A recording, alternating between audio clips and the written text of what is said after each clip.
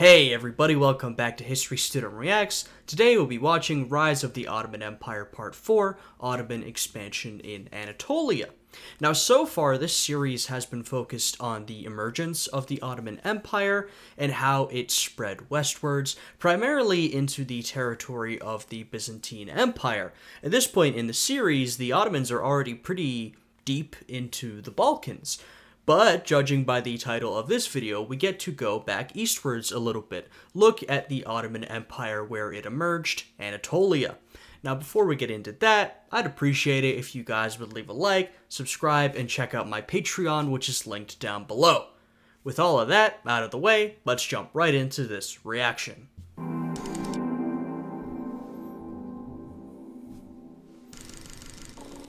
In the last episode of our series on the early history of the Ottoman Empire, we covered how the Ottomans, under the leadership of Sultan Murad I, won a string of victories in the Balkans, and in doing so, secured a foothold in Europe, where the Ottomans would remain for the next 600 years. In this episode, we will explore deeper into the reign of Murad I, with a focus on his other military campaigns in the Balkans. Yeah, Murad, one of those original and very impressive first few Ottoman sultans. I think I mentioned this last time, but in order to have an empire that expands so rapidly and so successfully, you're probably going to need a couple of good leaders in a row, and that's exactly what the Ottoman Empire gets right off the jump, and Murad is one of those guys. And the beginnings of Ottoman expansion into the region of Anatolia. Hey, history fan. Right, and that's worth mentioning because even though the Ottoman Empire originated in Anatolia, as I said in the introduction, it originates in western Anatolia, and so far it's been focused on expanding further westwards. At this point, it doesn't actually control a massive amount of Anatolia, which is still largely governed by a sort of collection of different Muslim polities that have sort of broken down from the more unified rule of the Seljuk Turks. As you know, the YouTube algorithm precludes us from releasing more than 3 or 4 videos per week. As the more releases, the lower the average views is, which hurts the overall stand of your kind support. We wouldn't be able to do what we love without you. I will say, as I always say, please check out this video by Kings and Generals. It is linked down below. Give them a like, show them support, show them financial support, all that good stuff. We want to show that we appreciate all these fantastic videos that they're making. Anyway. In the aftermath of the Battle of Maritsa, a sizable portion of the Balkans had... Yeah, I mean, look at that, Ottoman Empire. It stretches between Anatolia and the Balkans, and frankly, they control a good chunk of the Balkans. As I said, they are pretty deep in. They've taken essentially all Byzantine territory. They have taken on the Serbs and the Bulgarians. Bulgaria, the remaining Bulgaria is sort of a Ottoman vassal state. So they're doing an impressive job, heading into the Balkans and conquering these different states. If you look back at Anatolia, they've got a good chunk of territory, but there's still a whole lot of Anatolia that they do not control, and they've got a whole lot of rivals that still remain. Had fallen either under the direct control or vassalage of the Ottomans, as the armies of Murad I reigned supreme in the region. After the political treaties of 1372 and 1373, with his new Balkan vassals, Murad had successfully built a network of allies in the southeastern European peninsula, from which he could request levies for his ever-growing military. Right, and this is something else we talked about last time. 2 points, I guess. One is that, of course, the story of the early Ottoman Empire is a story of expansion and conquest. They were primarily a military power. But, if you think that's all they were, that is an oversimplification. There was a lot of diplomacy that went on. The Ottomans talked with these different powers. They found allies. They made vassals of some of these different polities that they encountered. Of course, there would be even long-standing alliances through the entire history of the Ottoman Empire. So yes, it is primarily about expanding and conquering, but there is a lot of diplomacy involved in that process. And as we've seen, the Ottomans were pretty effective at either conquering or twisting the arms of those in the region, right? You know, they've shown that they can take over a lot of territory. They've shown that they are a serious threat, and so you can get concessions a little bit easier. And the second point I was going to make is that we talked about last time the devshirme system, which was essentially a system of taking young boys from non-Muslim households in the Balkans, taking them as slaves, and then making them into janissaries, elite soldiers, or the bureaucrats that ran the Ottoman state. And so taking over this territory and making these states into vassals would also allow them to supply manpower, essentially, for their bureaucratic state and for their army, which obviously would help further expansion, right? You know, in a way, the more you expand, the more resources you have, perhaps up until a certain point when it's too much to handle, but the Ottomans are still a long way away from that point. To shore up the loyalty of his newly acquired Balkan vassals, Murad, during the spring of 1373, would request the participation of Byzantine Emperor John V Palaiologos and a portion of his armies in the recent border skirmishes against the Turkic Kandarid Beylik in... Oh, John, he's got no choice. I mean, the Byzantine Empire, you know, it's essentially been completely conquered at this point. You know, it still sort of maintains control of Constantinople, but it's entirely been engulfed by the Ottoman Empire. It has no autonomy, no independence, very much. And we saw that the Byzantines tried to fight the Ottomans at times, deal diplomatically with them. Depending on which dynasty you're talking about, there was sort of different behavior. In the end, they've been left. The empire is almost non-existent, and, you know, they very much have to do what their Ottoman overlords say. Anatolia. Seeing no way to escape his helpless situation, John V appointed his eldest son, Prince Andronikos Palaiologos, to administer the Byzantine capital while he joined the main Ottoman host under Murad in Anatolia. However, upon the departure of his emperor father, the young Byzantine prince, who was discontent with being a vassal of Murad, would conduct a successful palace coup against his family and declare himself emperor. As the Palaiologos dynasty was again in civil war, tensions within the House of Osman would also be boiling. By the time of the Byzantine palace coup, Murad I had 3 sons from his various marriages, the eldest to youngest being Shehzada Bayezid, Shehzada Yakub, and Shehzada Sevgi.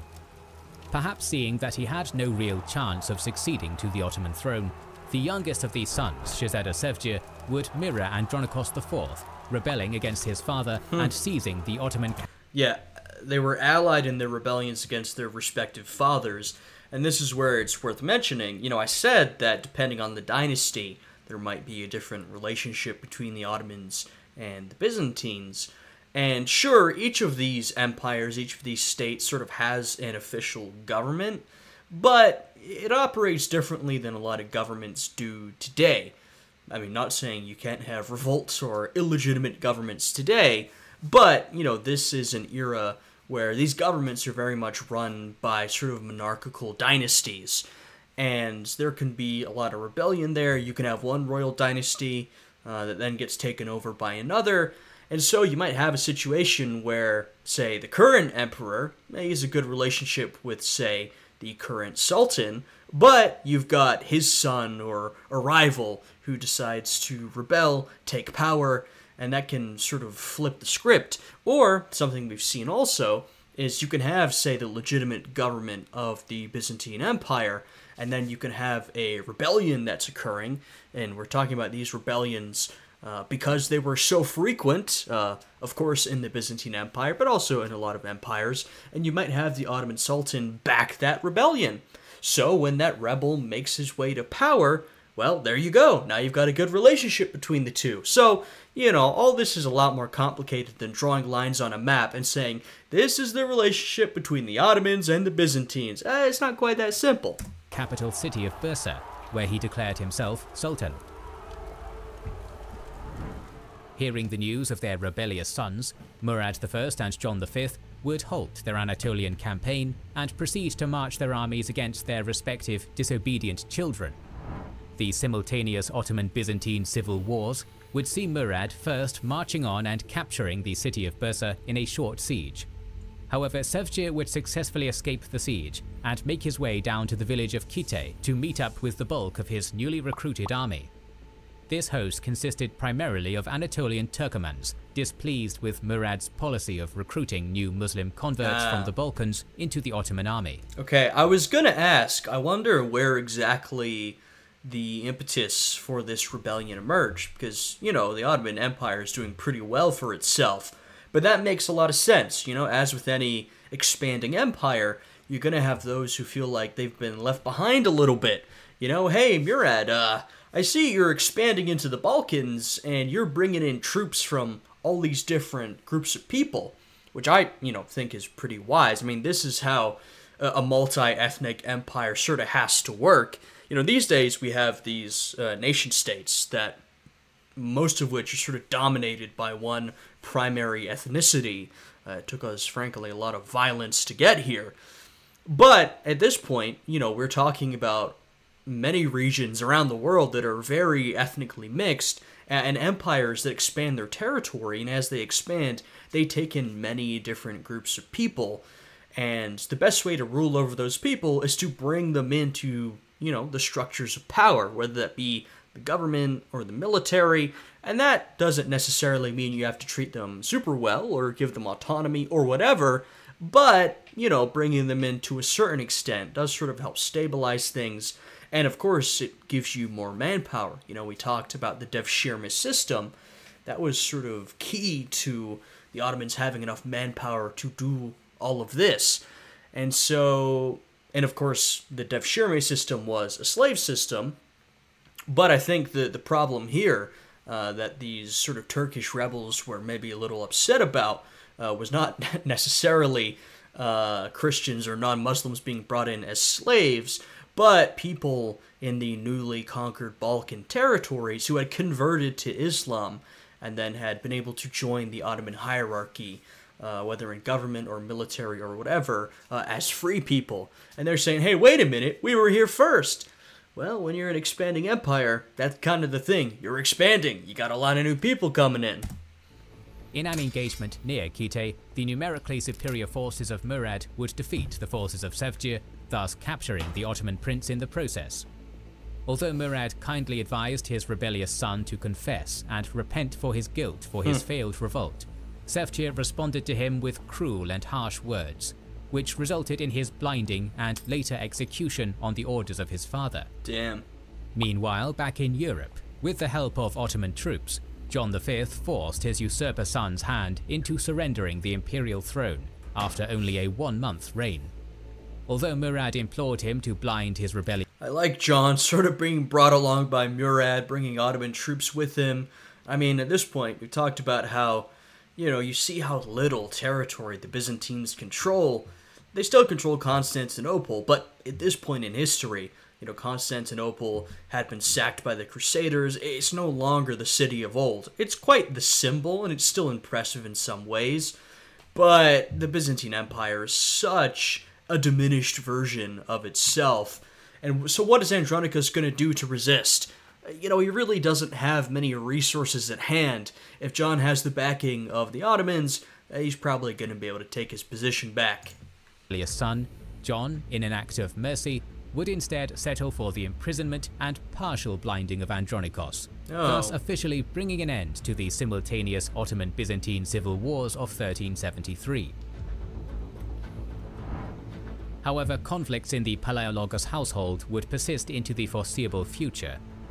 Between 1366 and 1369, John V went on a series of European tours to gather military and fiscal support against the recently expanding Ottomans in the Balkans. Yeah, well, you can imagine John isn't super happy at this point. His empire, it's not doing great.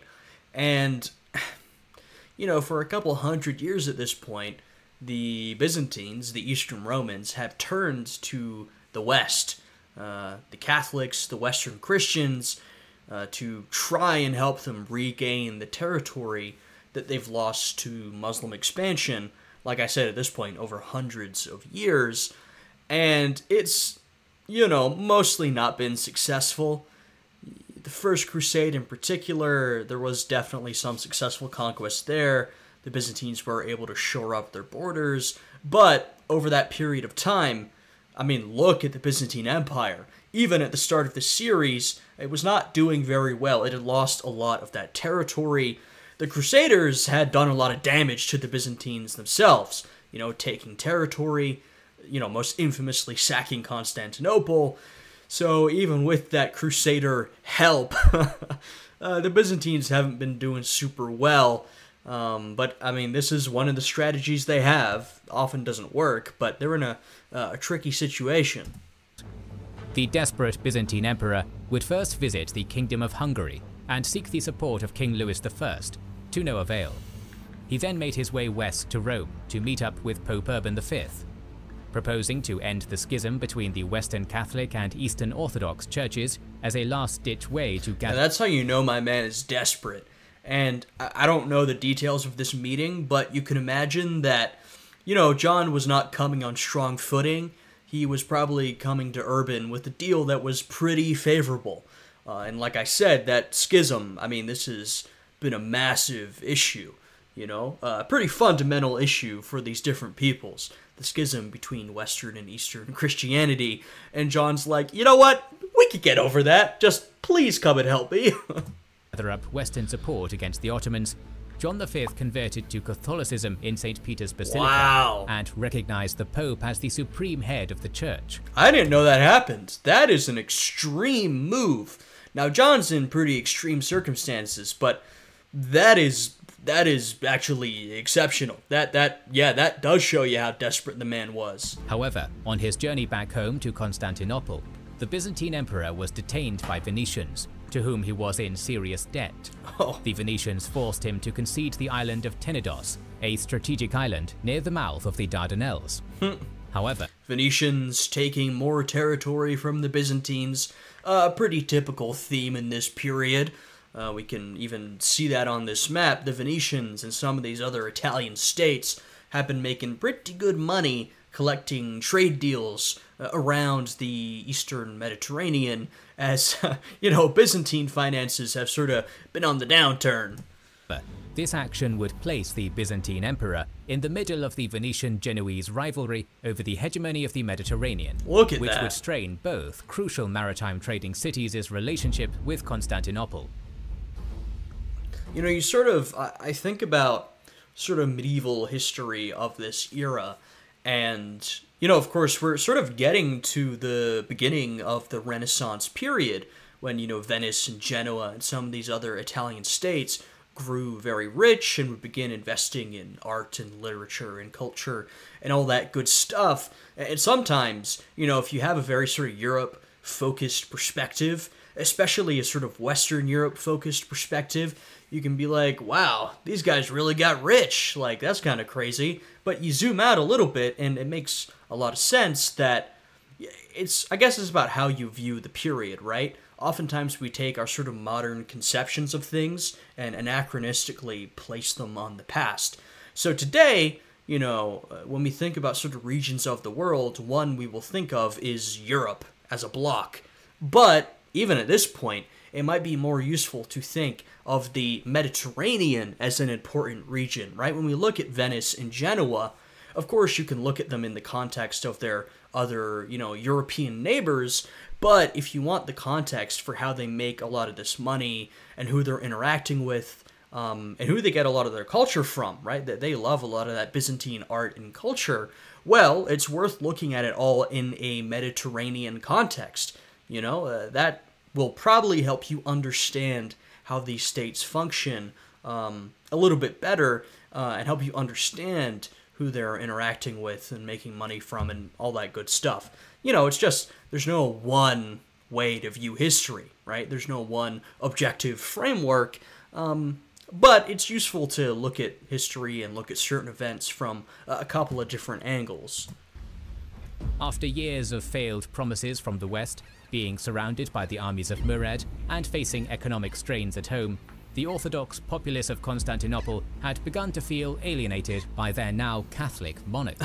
Yeah. During the March of 1376, 10 Venetian ships had arrived at the gates of Constantinople to conclude the long-awaited annexation of Tenedos in return for paying the emperor 30,000 ducats in cash, as well as returning the prestigious Byzantine crown jewels, which were given to the Doge back in 1343 by Emperor John's late mother to secure finances during a previous Byzantine civil war.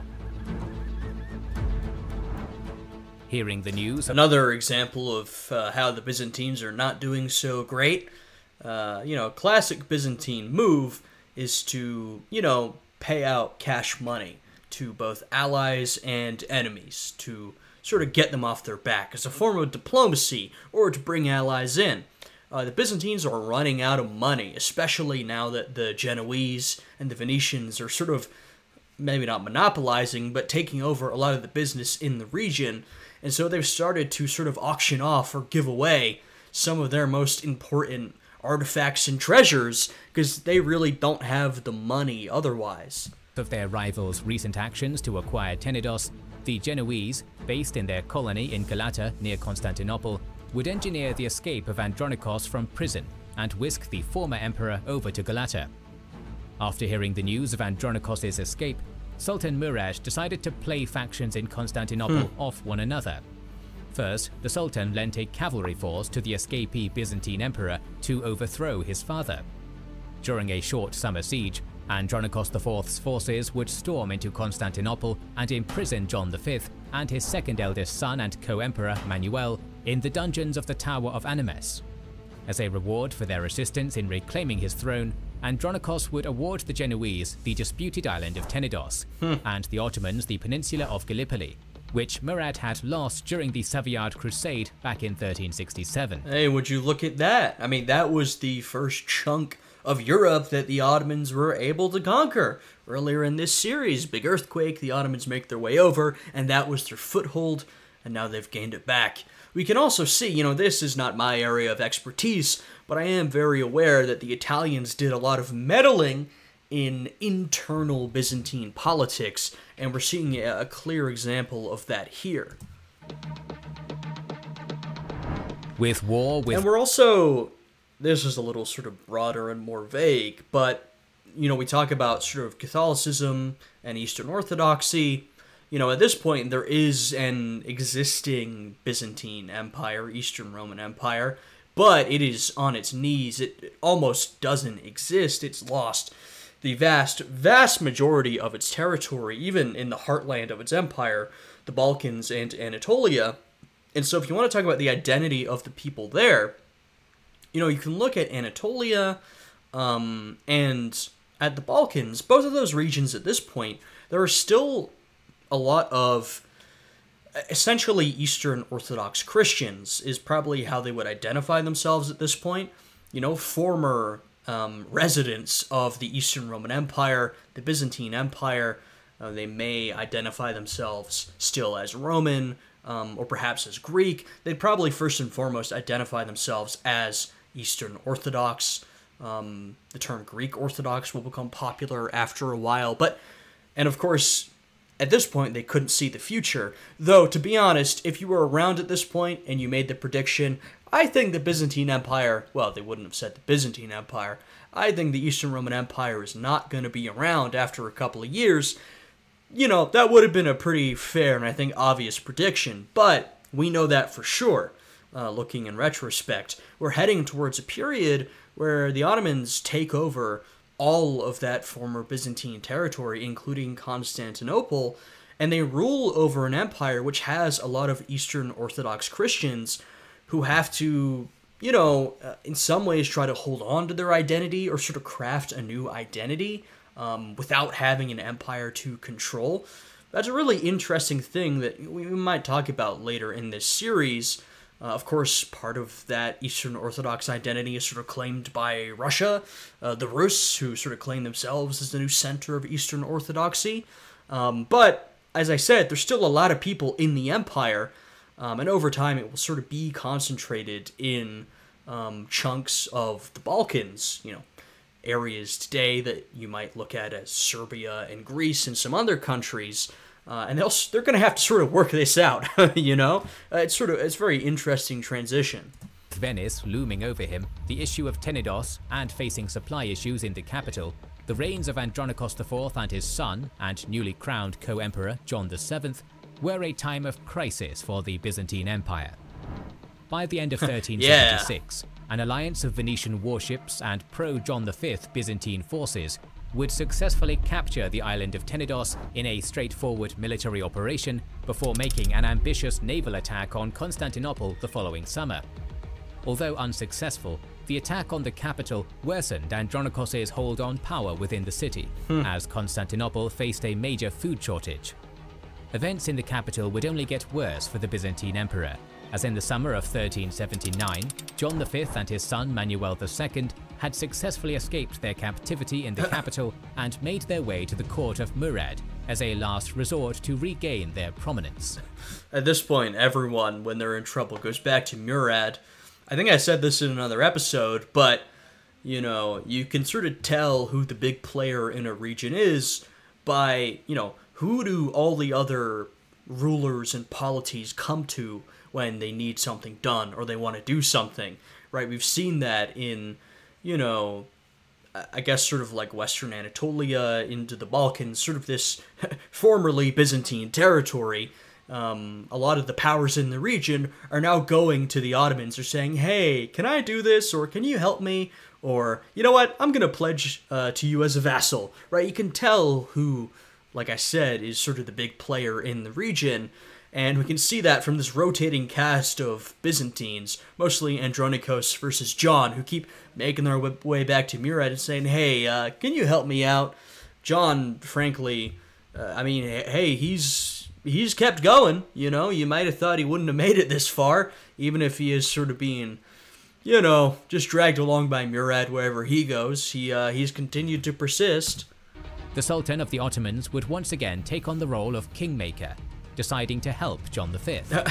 The latter offered him a larger yearly tribute, in addition to the last remaining Byzantine possession in Anatolia, the town of Philadelphia. Hoorah. I'm from nearby Philadelphia in the United States, so, you know, gotta rep Philadelphia. But, you know, Murad's getting a pretty good deal here because, you know, he takes over the territory, John pledges to him as a vassal, then Andronikos comes and says, hey, Murad, I'll give you this if you help me out. And then John comes back and says, hey, I'll give you even more if you help me out, right? So for Murad, I think, first of all, these guys are not a super big concern, you know, at least not individually. He's probably more worried about, you know, these Italian sailors making trouble in the region. They're probably more of a risk to his empire than the Byzantines are. But, you know, it's clearly worth it to him to keep entertaining these leaders as they come to him, and he'll say, well, I'll help you out, but you gotta offer something up. Accepting the desperate John's most generous offer, Murad would supply the exiled emperor with an army. By the end of the summer, the forces of John V and Manuel II would storm into Constantinople after a short standoff with the city's garrison. However, before the fall of the city, Andronikos IV and his household escaped to Genoese Galata. There, the deposed emperor would continue to press his claim for the throne, until a political agreement was settled between the two Byzantine factions in 1381, granting Andronikos IV and his son John VII jurisdiction over the town of Salembria near the imperial capital. Wow. In the following years, Venice and Genoa would also agree to depopulate the island of Tenedos and destroy its fortifications, thus effectively creating a neutral zone. In the grand scheme of things, this latest round of Byzantine civil wars would benefit the young Ottoman state. It had squeezed major concessions from Constantinople in the form of the Gallipoli Peninsula, which would give Murad I the opportunity to once again move his armies freely between Asia and Europe. As the wars in Europe settled for the time being, Murad would turn his gaze to Anatolia and its complex domestic scene.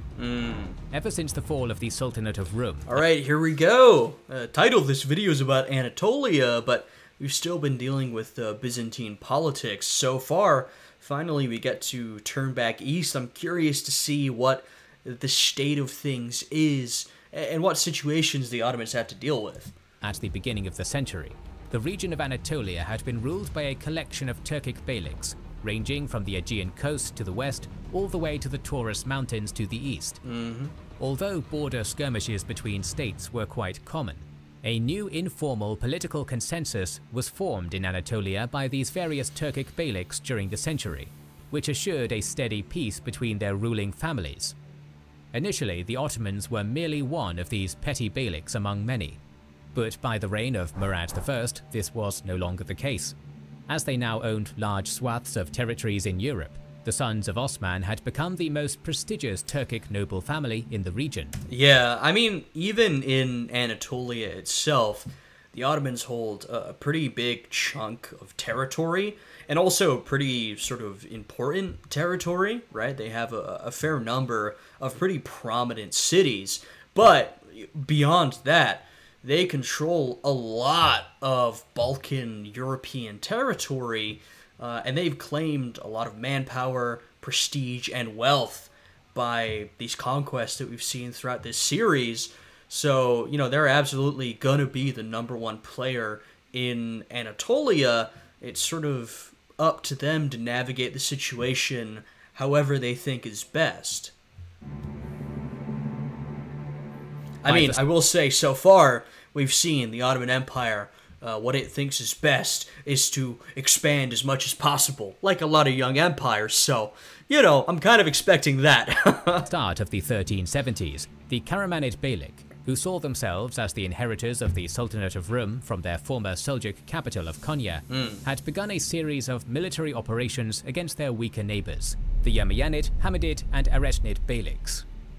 Seeing an opportunity to make gains in Anatolia without disrupting the informal political consensus of the region, Murad opted to marry his eldest son, Shahzada Bayezid, to the daughter of the Bey of the Umayyanid Beylik as part of a pact of friendship.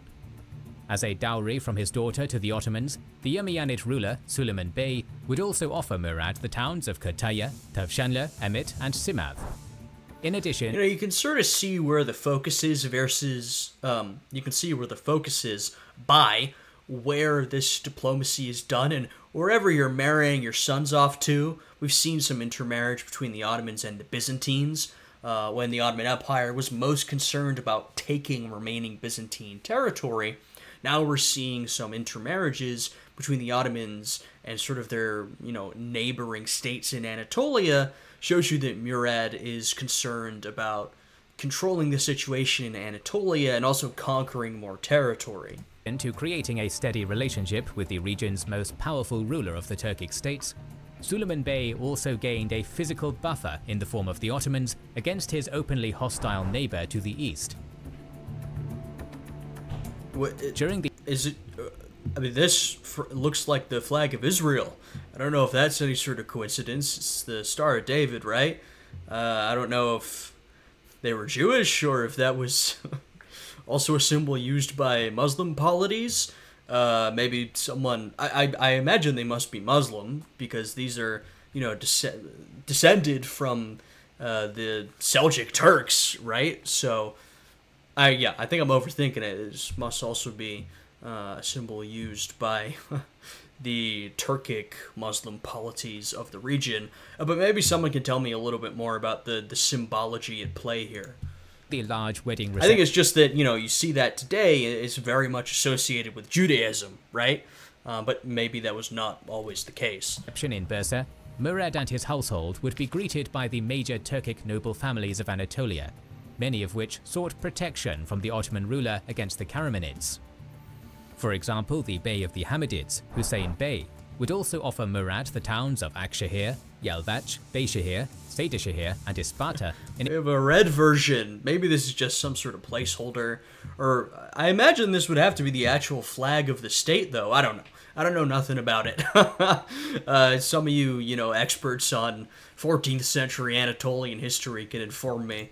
In exchange for 80,000 gold ducats and protection from the Karamanids, which the Ottoman leader eagerly accepted. Overnight, the Ottomans would become the guarantors of peace in western Anatolia, as Murad's domains now split off the region from the Karamanids. Still wishing to keep the peace in Anatolia, Murad I would offer his daughter's hand to the leader of the Karamanids, Alaeddin Ali Bey.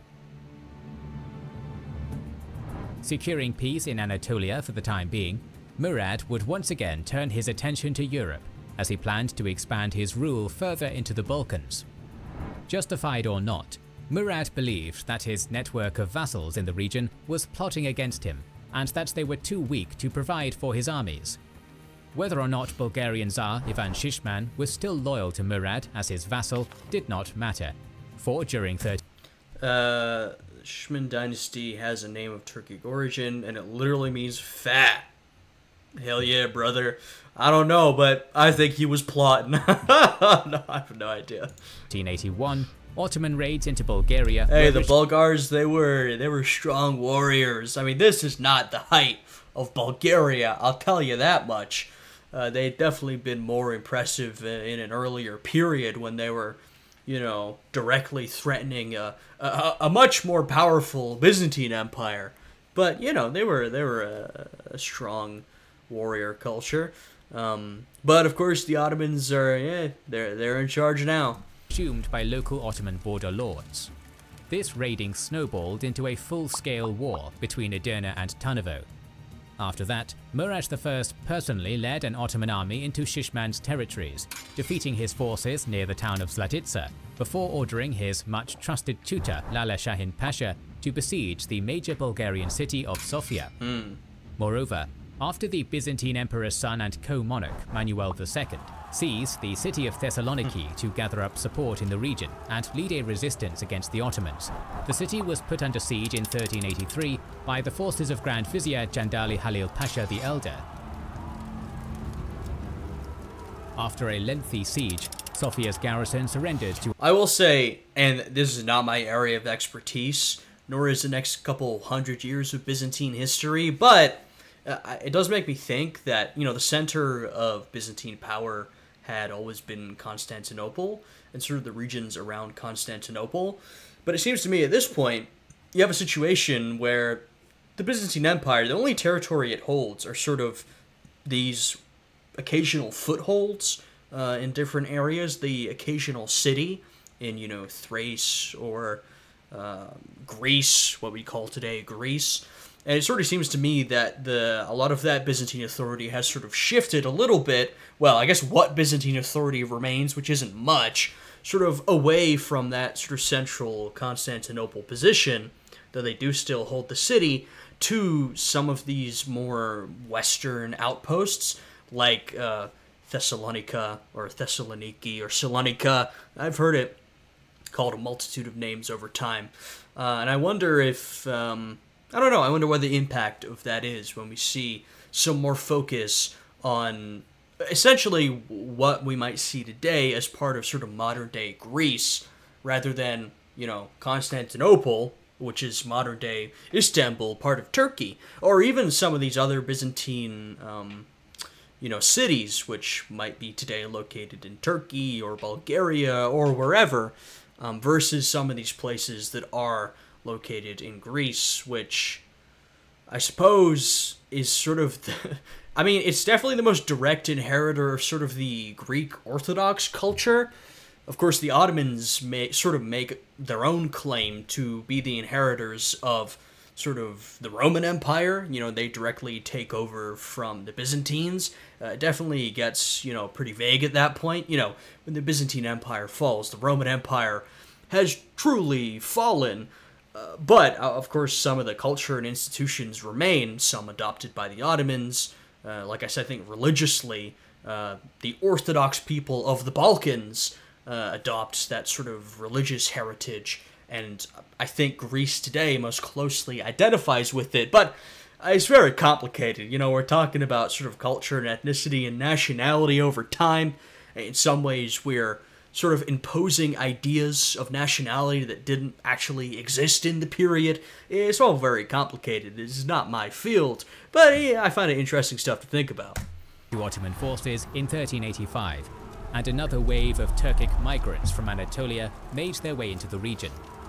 It would be after this military campaign that the first Ottoman timars, military fiefdoms, were distributed in the Balkans, thus paving the way for creating a Balkan military class within the Ottoman government. Yeah, these are sort of our like Ottoman equivalent of feudalism, though, you know, the systems are not necessarily equivalent. You have to take each individually, but Ottoman military fiefs, timars, you essentially give, you know, a lord, right, for lack of a better word, a military fiefdom where they have a high degree of power, but the Sultan can, of course, call on them for, you know, their and sort of their people's service in a time of need. Like I said, somewhat equivalent to feudalism, essentially. Ottoman successes on the battlefield would continue in 1387, when the city of Thessaloniki fell to the forces of the Ottoman Grand Vizier, RIP. thus depriving John V of his second largest city. In addition, yeah, that's a pretty big loss. To major cities in the Balkans falling to Ottoman rule, Murad's armies pushed into modern-day Serbia and Albania, capturing Niš in 1386. An Albanian army was defeated at the Battle of Savra in 1385, and the Ottomans temporarily occupied the towns of Kruja, Berat, and Ulcini, and permanently the town of Kastoria. And I mentioned this in another episode. I do wonder if we'll see this in this series, but of course today, if you look at the Balkans, you know, there's a mix of different ethnicities and religions, but we see Bosnia and Albania are the two most Muslim countries of the Balkans. You know, there was a lot of conversion that happened while they were under the Ottoman Empire. Of course, you know, Bosnia is a very mixed country. You know, you've got different ethnicities.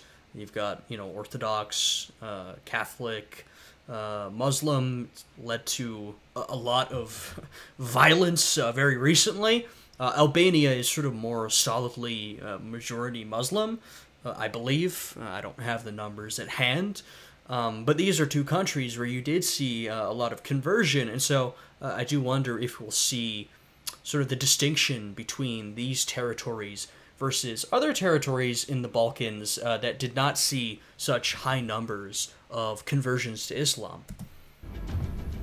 However, during this period, the Sultan faced his first military roadblock, as the newly formed Principality of Moravian Serbia became the center for resistance in the Balkans against his rule.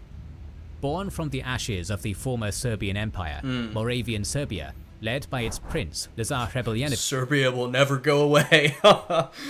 Some type of Serbia will always arise. Had become the strongest of the petty Serbian successor states in the region.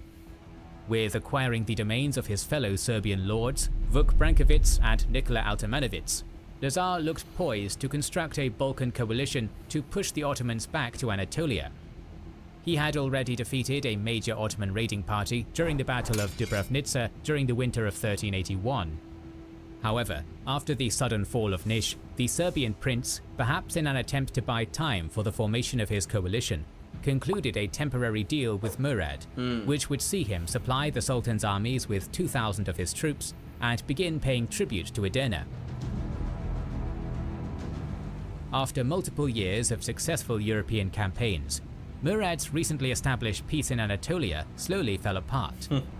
As it always does. Holy, I mean, dude, not just every episode, it feels like every, 10 minutes of every episode, we get to see a map of a further expanded Ottoman Empire. Of course, to a certain extent, we're talking about vassals, but they keep growing bigger and bigger. And yeah, peace, in a context like this, peace will never last. I was going to say just broadly, peace will never last, which I guess is true as well, right? I mean, unless you think there's going to be some sort of eternal peace like the Romans and the Persians signed, which lasted for only a few years, then, peace won't last eternally. But I think even in the short term, chaos tends to rule, at least in this sort of geopolitical situation. The relatively sudden rise of Ottoman hegemony had seen the political scene in the region steadily become unstable, as minor Turkic beys sought to play off the Ottomans against the number 2 power in the area, the Karamanids. Right. Since the dynastic marriages of 1381, the political borders of Anatolia had not changed, except for the eastern quadrant of the Kandarid Beylik, whose beys declared for Murad in 1384. However, the steady peace would be broken in 1386, when Alaeddin Ali Bey began his invasion of western Anatolia by capturing the Ottoman town of Beyşehir.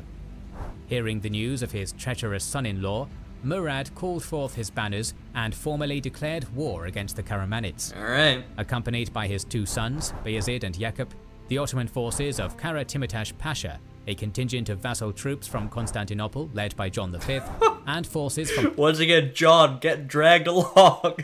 his Serbian vassals, Murad now had a grand... Oh, look at that. That's a grand sort of multi-ethnic force.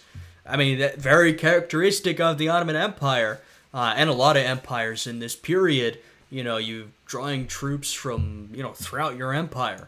and army, numbering around 40 to 70,000 men. Holy! They said grand, but I wasn't thinking grand enough. That, especially for this period, that is... And to be fair, at this point, you know, we're sort of reaching, like, the... I guess we're in, like, the high Middle Ages period. As I said, we're talking about the Renaissance beginning. We're like the high Middle Ages period. Soon we'll move into the early modern period.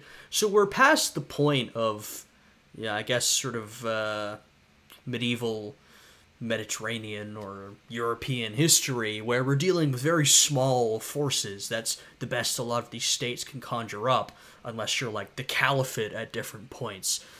We are at a point where we do have these bigger states, bigger empires, that can bring together, you know, a fairly large quantity of people. But even so, that's a pretty large army. In command of the largest Ottoman force ever, Murad wintered with his troops in Bursa before marching on the Karamanid capital of Konya during the spring of 1387. The forces of Aladdin Ali and Murad I would meet on the Konya plain, near the Karamanid capital itself.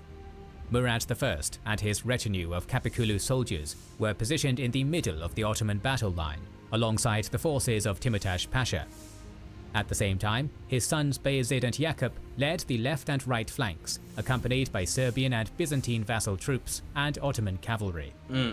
The following engagement, which would later be known as the Battle of Frankiazizi, would begin with a general Ottoman charge on the disorganized and ill-disciplined forces of the Karamanid Bey. Within minutes, the Karamanid lines would break from the weight of the Ottoman charge, and a full-scale Karamanid rout was underway. Easily routing the Karamanid army, Murad stormed into the Karamanid capital city of Konya, where his son-in-law had locked himself with his household in the city's fortress. The now disgraced and defeated Aladdin Ali Bey called forth his Ottoman wife, Melek Hatun, to negotiate with her father to ask for forgiveness for his actions. Yeah. After much pleading from his daughter, Murad reluctantly pardoned the Karamanid Bey and returned to Bursa after collecting his war concessions from Konya. It didn't really go well for Ali. Man, lost pretty badly, pretty quickly. You know, hid, and then had to ask his wife to go, hey, can you please tell your dad that I'm really sorry? You know, maybe we could work something out. Oh, God.